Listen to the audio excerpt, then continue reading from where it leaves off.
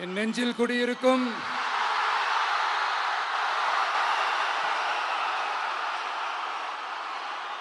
திருநெல்வேலி மக்கள் உங்கள் அனைவருக்கும் என்னுடைய வணக்கம். வணக்கம் வணக்கம் வணக்கம் வணக்கம். எல்லாரும் எப்படி இருக்கீங்க?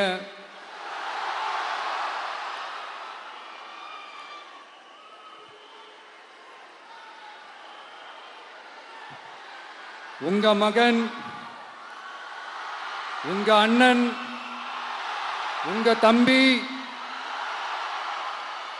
உங்க தோழன், உங்க நண்பன், உங்க விஜய் உங்களை தேடி வந்திருக்கிறேன். இந்நேரம் திமுக கையில் அந்த முழு பவரும் இருந்திருந்தா, இந்நேரம் ஸ்டாலின் சார் கையில் அந்த முழு பவர் இருந்திருந்தா கண்டிப்பா இந்த நிகழ்ச்சி நடந்திருக்காது. ஏதாவது ஒரு முட்டுக்கட்டையை போட்டு நம்மளை வரவிடாம பண்ணியிருப்பார்.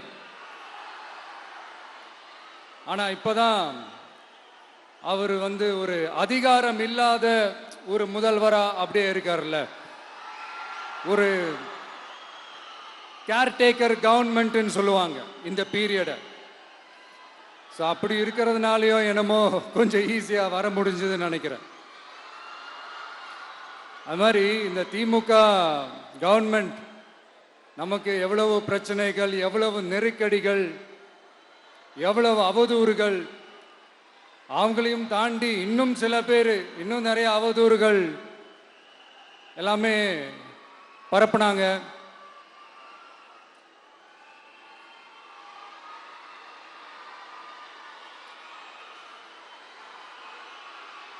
இந்த திமுக கூட்டணிக்கும் பாஜக கூட்டணியுமே இவங்க ரெண்டு பேருமே வெளியில வேணா தனித்தனியா இருப்பாங்க, ஆனா உள்ளுக்குள்ள இவங்க ரெண்டு பேருமே ஒண்ணுதான். இவங்க ரெண்டு பேருக்குமே ஒரே நோக்கம்தான். அது என்ன நோக்கம் தெரியுமா? உங்களுக்காக நல்லது செய்ய, உங்களுக்காக உழைக்க, உங்களோட கூடவே நிக்க இந்த விஜய் வந்துடக்கூடாது. அதுதான் அவங்களுடைய அந்த நோக்கமே. ஏன்னா இந்த விஜய் வந்ததிலிருந்து அவங்க நிறைய இந்த ஊழல்லாம் செஞ்சுக்கிட்டு இருந்தாங்கல்ல, ஒரு லிஸ்ட் போட்டு சொன்னல, அதெல்லாம் அவங்களால செய்ய முடியாம போச்சு. எல்லாத்துலயும் மண்ணு விழுந்துருச்சு. அதனால செம்ம கோபத்தில் இருக்கிறாங்க என் மேல. அதே மாதிரி அடுத்து ஆட்சிக்கு வர முடியாத ஒரு சூழ்நிலைய மக்களே நீங்களே ஆல்ரெடி உருவாக்கிட்டீங்க. இந்த கூட்டணி கணக்கு, அந்த கணக்கு, இந்த கணக்கு எதுவுமே எடுபடல. இந்த அரித்மேட்டிக் கணக்கு, மேத்தமேட்டிக்ஸ் கணக்கு எல்லாமே மண்ணுக்குள்ள புதைச்சிட்டீங்க. அப்புறம் இந்த கொள்ளையடிச்சு வச்சிருக்கிற இந்த பணத்தை எல்லாம் வச்சு கல்லாப்பட்டி கூட்டணின்னு ஒன்று சேர்த்து வச்சிருந்தாரு. அது எல்லாமே இப்ப கலகலத்து போய் நிக்குது. டாப் தனியா, பாட்டம் தனியா, ரீப்பர் தனியா, ஜாயிண்ட் தனியா, அப்படி நிக்குது தனித்தனியா. எல்லாமே அப்படியே ஒட்ட வச்சுக்கிட்டு இருக்கிறாரு. கூட்டணி கட்சிக்காரங்களே ஒருத்தருக்கு ஒருத்தர் ஓட்டு போட்டுக்க மாட்டாங்க போல் இருக்கு. அப்படி இருக்கு நிலைமை இந்த திமுக கூட்டணியில. சரி, இவங்களுக்கு தான் இந்த நிலைமைன்னு பார்த்தா இந்த பாஜக தலைமையில் மற்றும் பலர் அவங்க நிலைமை இன்னும் மோசமா இருக்குது. அதனால மக்களே, இந்த திமுகவோட நேரடி கூட்டணிக்கும் மறைமுக கூட்டணிக்கும் நம்ம மேல காண்டு.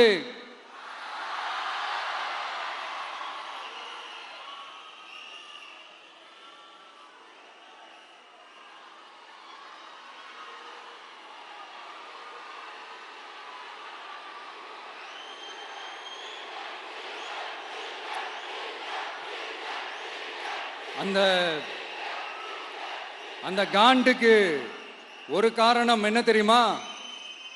அவங்க வீட்லயே, அவங்க குடும்பத்திலேயே விசில் சத்தம் பலமா கேக்குதான்.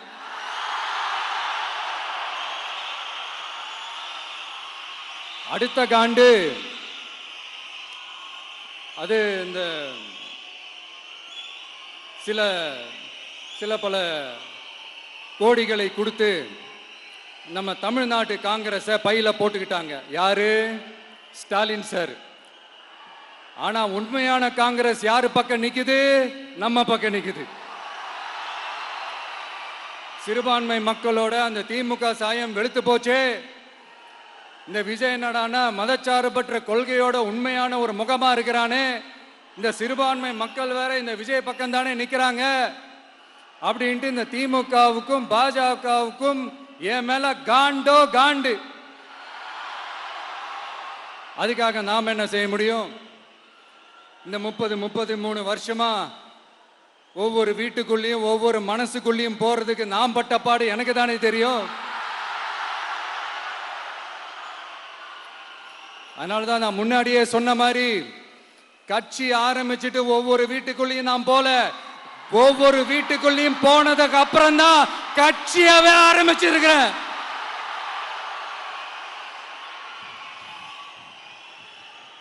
இது இந்த அரசியல் இரசியல் எல்லாத்தையும் தாண்டி இருக்கிற ஒரு உறவு. கட்சி கிட்சி எல்லாத்தையும் தாண்டி இருக்கிற ஒரு உறவு. இது ஒரு பூர்வ ஜென்ம பந்தம். இது சும்மா இந்த அரசியல் ஆதாயம் தேடுறவங்களுக்குலாம் இது என்னன்னே புரியாது. இது மற்றவங்களுக்கு வேணா எலெக்ஷன். ஆனா இந்த விஜய்க்கும் விஜய் கூட நிக்கிறவங்களுக்கும் இது ஒரு இமோஷன். நான் சந்தோஷப்பட்டா மக்கள் சந்தோஷப்படுறாங்க, மக்கள் சந்தோஷப்பட்டா நான் சந்தோஷப்படுறேன். எனக்கு ஒண்ணுனா மக்களுக்கும், மக்களுக்கு ஒண்ணுனா எனக்கும். கண்ணு கலங்கும். எவ்வளவு அவதூறுகள்! இந்த கரூர் விஷயத்தை பத்தி ஊருக்கே தெரியும்.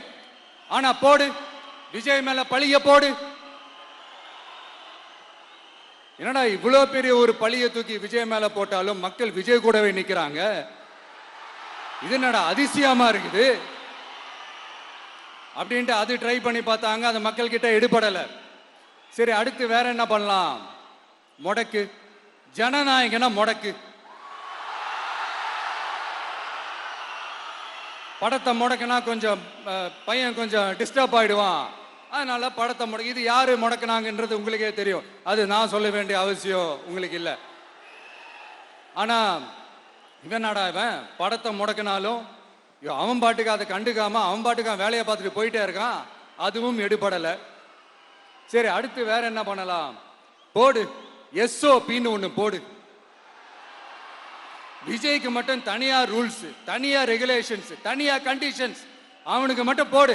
மற்ற கட்சிகள்லாம் விடு, விஜய்க்கு மட்டும் தனி கண்டிஷன்ஸ் போடு. அவன் வெளியவே வரக்கூடாது, மக்களை சந்திக்கவே கூடாது. என்னாச்சு? அதுவும் எடுபடல. சரி, அடுத்து வேற என்ன பண்ணலாம்? நம்மளை சுத்தி இருக்கிறவங்கள வச்சு, அதாவது இத்தனை வருஷமா வெயிட் பண்ணி இப்போ எலெக்ஷனுக்கு 30 நாளைக்கு முன்னாடி கரெக்டா அந்த டைம் பார்த்து ஒரு அவதூறு பரப்ப வேண்டியது. அது என்னன்னு உங்களுக்கே தெரியும். அதுவும் மக்கள் கிட்ட எடுபடல. அது மாதிரி எத்தனை சோதனைகள், எத்தனை வேதனைகள் நீங்க கொடுத்தாலும் இந்த திமுக நாளையோ இல்ல இந்த பாஜக நாளையோ இல்ல இந்த மற்ற பலர் நாளையோ இல்ல எந்த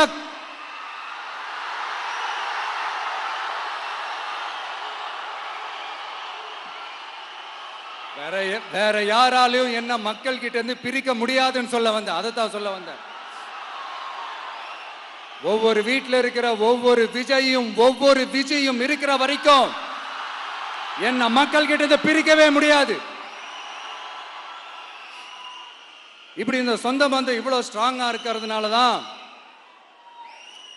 நான் முன்னாடியே சொன்ன 234 தொகுதியிலும் இந்த விஜய் தான் வேட்பாளர் அப்படின்னு தான் அதை நான் செஞ்சிருக்கிறேன். ஏன்னா நம்மளுடைய வேட்பாளர்கள் யாரும் டாட்டாவோ பிர்லாவோ அம்பானியோ அதானியோ கிடையாது. நம்ம வீட்டில் இருக்கிறவர், நம்ம குடும்பத்தில் இருக்கிற ஒருத்தரை தான் நான் வேட்பாளராக செலக்ட் பண்ணியிருக்கிறேன். அப்படி செலக்ட் பண்ணி தான் உங்ககிட்ட நான் ஒப்படைச்சிருக்கிறேன். அதனால அந்த வேட்பாளர் வேற, இந்த விஜய் வேற அப்படின்னு நினைச்சிடாதீங்க. இந்த விஜய் தான் வேட்பாளர், அந்த வேட்பாளர் தான் விஜய்.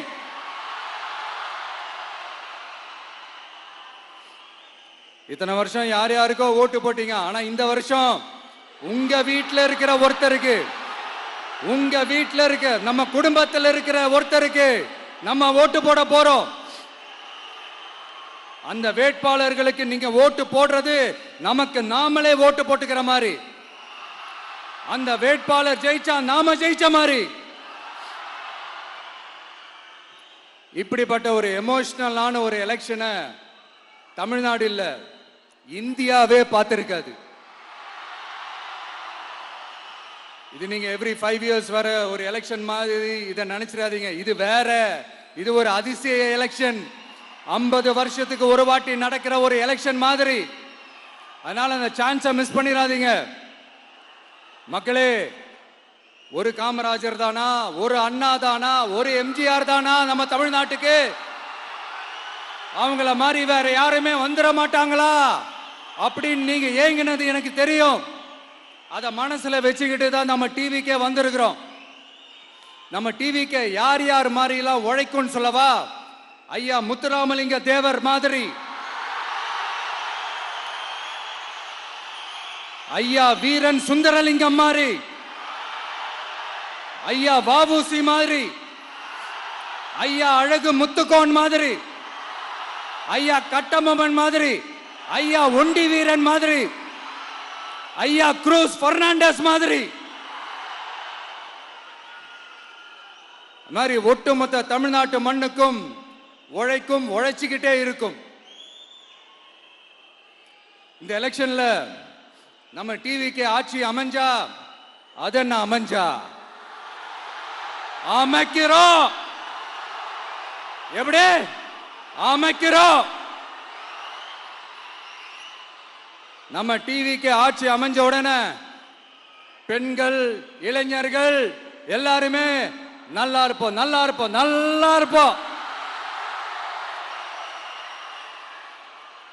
விவசாயிகள், மீனவர்கள், உழைக்கிற மக்கள் எல்லாருமே நல்லா இருப்போம், நல்லா இருப்போம், நல்லா இருப்போம்.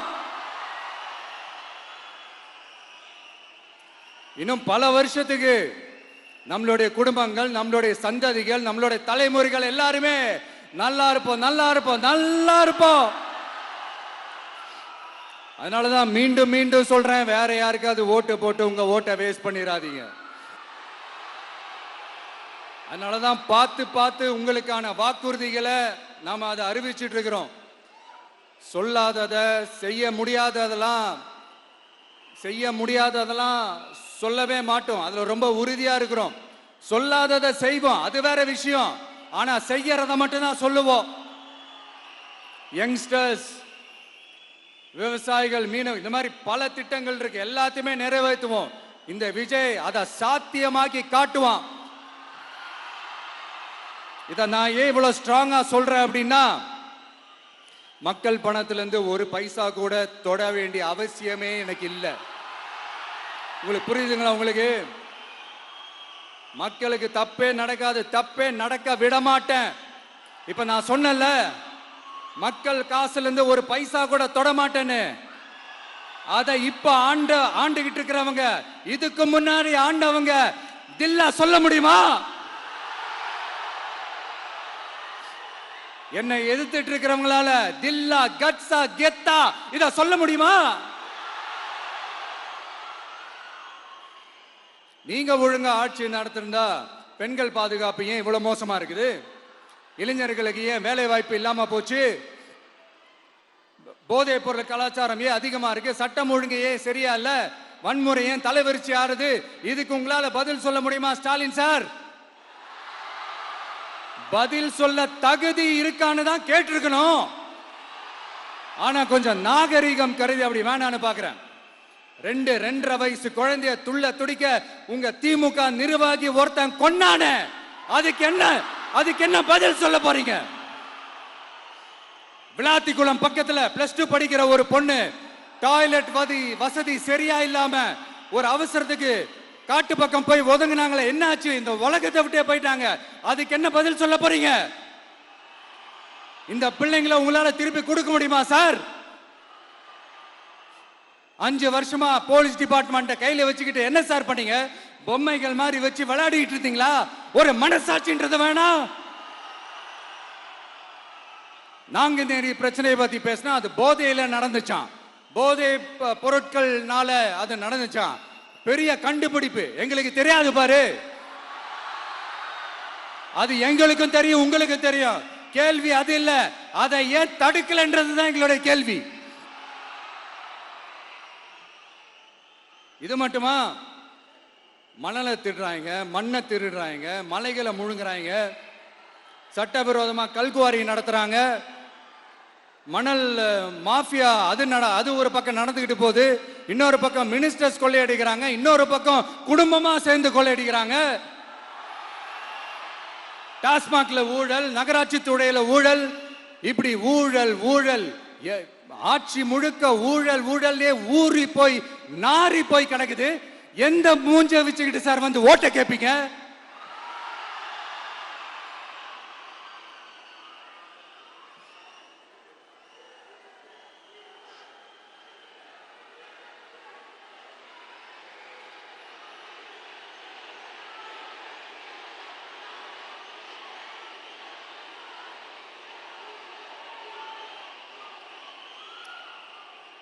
இந்த எலெக்ஷன் சும்மா உங்க பணத்தை எல்லாம் வச்சுக்கிட்டு ஒன்னும் கிழிக்க முடியாது.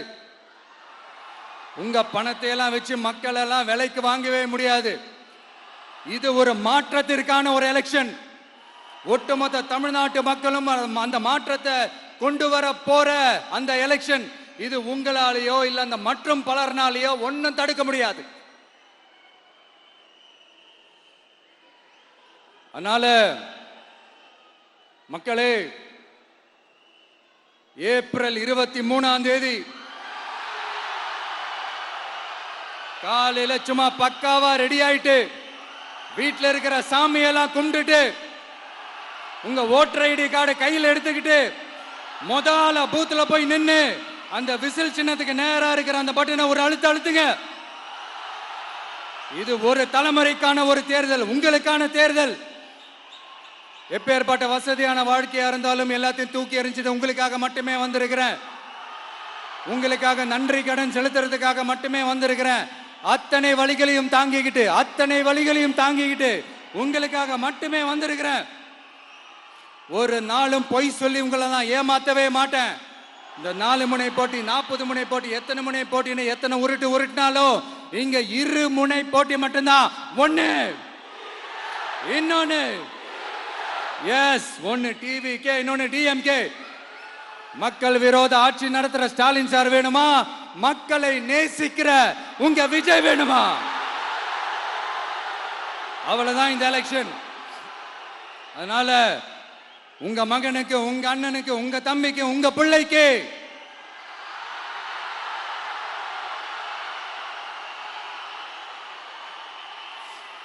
ஒரே ஒரு வாய்ப்பு கொடுங்க. தயவு செஞ்சு விசில் சின்னத்துக்கு ஓட்டு போடுங்க. இது ஒரு விசில் புரட்சி தேர்தலா இருக்கணும்.